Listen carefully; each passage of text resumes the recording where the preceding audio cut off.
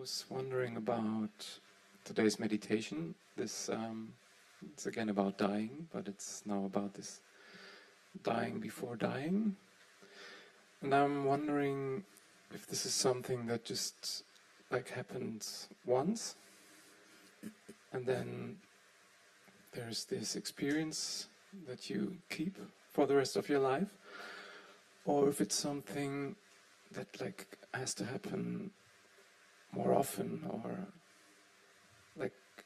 the question is, could this also like turn into a kind of practice?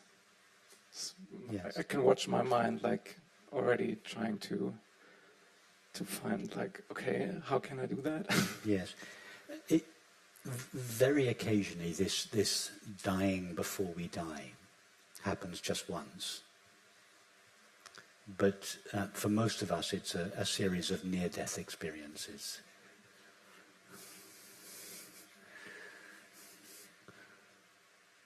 You go through the process of dying, but then you come back again. You get a glimpse of your true nature.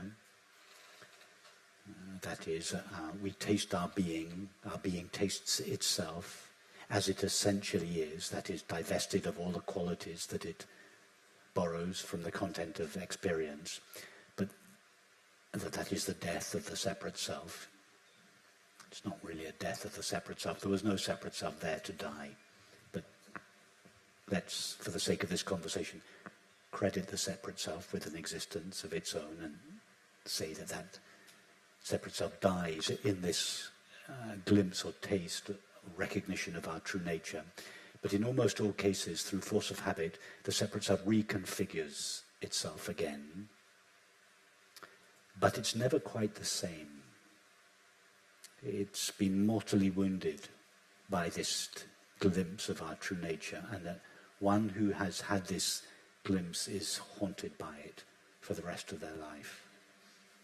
And as a result, there is this.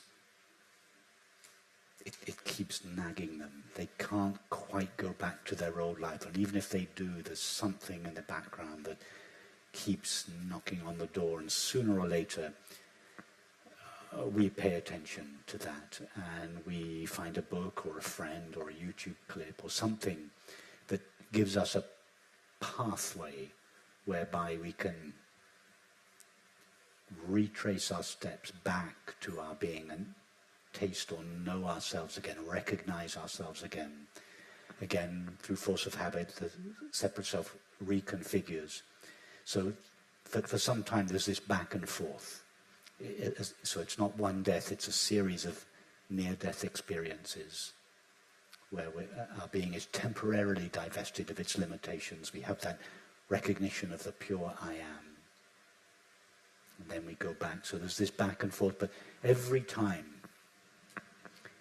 we return through our effort or practice or conscious intention, every time we go back to our true nature, we are weakening the power that objective experience has to take us away from ourselves. That pull of experience, to take us away from ourselves, it gets weaker and weaker every time we counteract it and go back to ourselves. And as it becomes weaker and weaker, we notice that we don't just visit, so to speak, our true nature for brief moments. We spend longer periods of time there. Less and less experiences have the capacity to take us away from ourselves. In other words, we begin to be established in our true nature. And it could be that there are always just one or two experiences that retain the capacity to take us away from ourselves. But that takes place less and less often, and when it does take place, it lasts for less and less time. And so in that sense, like the meditation we did this morning, to me it almost felt like a near-death experience, so everything vanished. Yes, I hope that this morning's meditation would precipitate a near-death experience in all of us, yes.